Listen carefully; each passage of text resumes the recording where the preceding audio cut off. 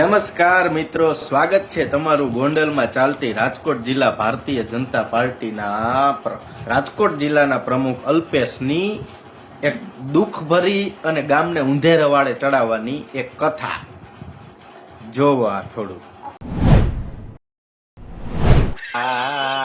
પેલા રે પગે લાગુ પછી બાપુ ચૂંટણી રે આશીર્વાદ દે દો ખોબલે ધોબલે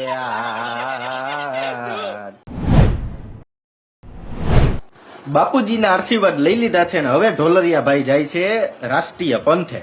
બરોબર, ગોંડલની અંદર સુખ શાંતિ માટેનો એક કાર્યક્રમ યોજાણો હતો અને એમાં જયરાજસિંહ અને એના પરિવારનો સન્માન કાર્યક્રમ હતો અને એમાં આપણે અલ્પેશ ઢોલરિયા કેવું ભાષણ આપે છે જોવો જરીક. આમ તો ધીરજભાઈ તમારો કાર્યક્રમ પૂરો થતો હોય એવું લાગે. કેતો તો ને હું કે જયરાજસિંહ જાડેજા અને ગણેશ જાડેજાનું પતું કાપવામાં સૌથી મોટો હાથ હશે ને તો એ અલ્પેશ ઢોલરિયાનો હશે. જો તમને અગાઉ ઢોલરિયાએ કહી દીધું કે જયરાજસિંહ તમારો કાર્યક્રમ પૂર્ણ થતો દેખાય છે અને બે ત્રણ પબ્લિક તો બોલ્યા હતો કે થઈ ગયો, હજી જોવો થોડું. બીજું તમને કહું કે ઈ જે જગ્યાએ જતા હતા ને તે પાછું સંજોગો એવા હતા કે ભેગા કોઈ નહોતા. ગણેશભાઈ ને એક ડ્રાઈવર બે જ હતા અને સેજ સીધા કૂદકો મારીને અંદર ઘૂસી ગયા અને કાર્યક્રમ પૂરો થયો અને આખી ટીમ બધી ગણેશભાઈ પછી ફંક્શનમાં કેન્સલ કર્યું, યાડે આવ્યા અને મને વાત કરતા હતા કે આવું થયું. અલ્પેશભાઈ આવું પૂરું કર્યું. ત્યાં લગીનમાં કોમ્પ્લેક્સ વાળા બધા 35 જણા હાર લઈને પાછળ લગભગ અડધો કલાકમાં ગણેશભાઈ સન્માન કરવા આવ્યા અને એ બરોબર સન્માન કરવા આવ્યા ને એમાંથી 2 જણા ચૂંટણી વખતે મળવા આવ્યા અને ચૂંટણી વખતે મને મળવા આવીને કે અલ્પેશભાઈ આ વખતે ઘણા વર્ષ જયરાજ બાપુ થઈ ગયા, હવે કાંઈક આપણું પટેલનું આ વખતે ગોઠવો ધારાસભાનું.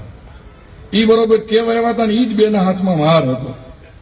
હવે મેં તરત એક બાજુ લઈ ગયા. મેં હવે તમને એમ થયું ને કે મૂર્ખા નથી, મનગાની જરૂર છે પણ ઘણી વાર કોક આપણને જ્ઞાતિનો જાતિનો આટો ચડાવે કે હવે આવું કરવું જોઈએ.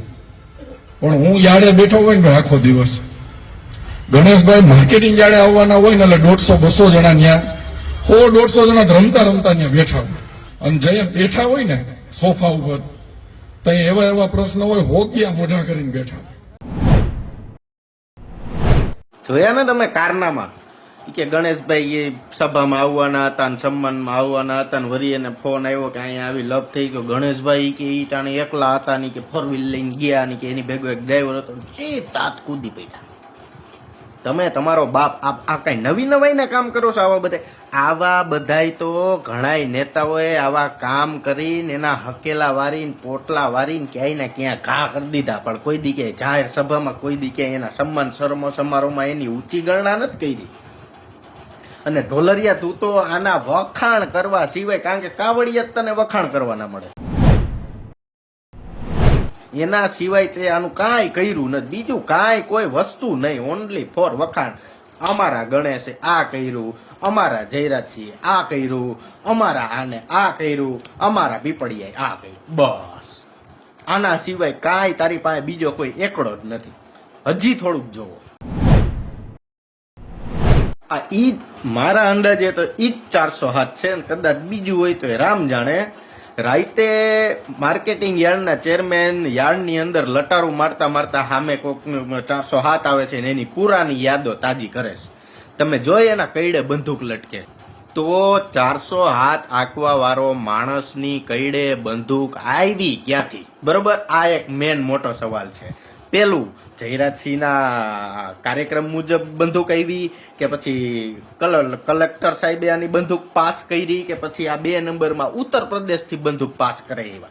અને આને બંદૂકની જરૂર હું ગોંડલમાં તો સલામતી છે, સુખ શાંતિ સલામતી વાળી જગ્યા ઉપર તમે આવી બંદૂકો લઈને ગોંડલની બજારોમાં ફરો છો તો આમાં પણ સરકારે થોડુંક ધ્યાન આપવું જોઈએ, થોડુંક હજી જો.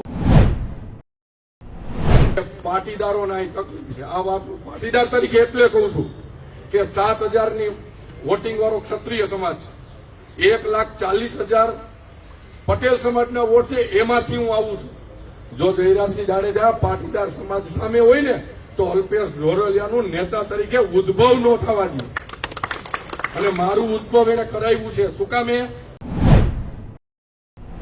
પાટીદાર સમાજના મત લઈ આવવા, પાટીદાર સમાજને ઊંધેરે વાળે ચડાવો, જયરાજસિંહ કે એમ પગ દાબવા, જયરાજસિંહ કે કઈ મીટિંગ કરવી છે કે મીટિંગ ગોઠવા, એટલે તારો ઉદ્ભવ થયો છે. બાકી તે ભારતીય જનતા પાર્ટીને હાલી ગઠ્ઠો નથી મારી દીધો, નથી તે કોઈ રાષ્ટ્રને હાલી ગઠ્ઠો મારી દીધો. તારા પ્રચાર ઉપલેટામાંય જનતાએ જોયા, ધોરાજીમાંય જોયા, માણાવદરમાંય જોયા, અને વિસાવદરને 18,000ની લીડ દેવાઈ રહી તે જ દેવરાવી છે. બાકી કોઈ દેવાઈ નથી ભાજપમાંથી. એટલે આ તારો ઉદ્ભવ આ થયો હતો. અને તું કેતો હતો ને આગેથી જેને લાળ ટપકતી હોય, ટપકે જ છે ને લાડ ટપકવાની જ છે ને ઈ જ લાડમાં તને હે ને પૂરની જેમ તણાવીને ગોંડલની સીટ લઈ જવાના છે. તારે જ્યાં ખીલો મારવો હોય ત્યાં માર લેજે, જ્યાં ભાષણ દેવો હોય ત્યાં દેવા માંડજે. હવે તારો અંત આવી ગયો ને હવે તારો કાળ આવી ગયો. ઢોલરિયા, તારો ઘડો ભરાઈ ગયો. થોડુંક તું એ આ જોઈ લે. ભાગશાળી તો જો 2 સાંસદો એક નો આવે. રમેશભાઈ ધડુક એટલે સાક્ષાત દ્વારકાધીશ. રમેશભાઈ ધડુક અહીંયા હાજર છે.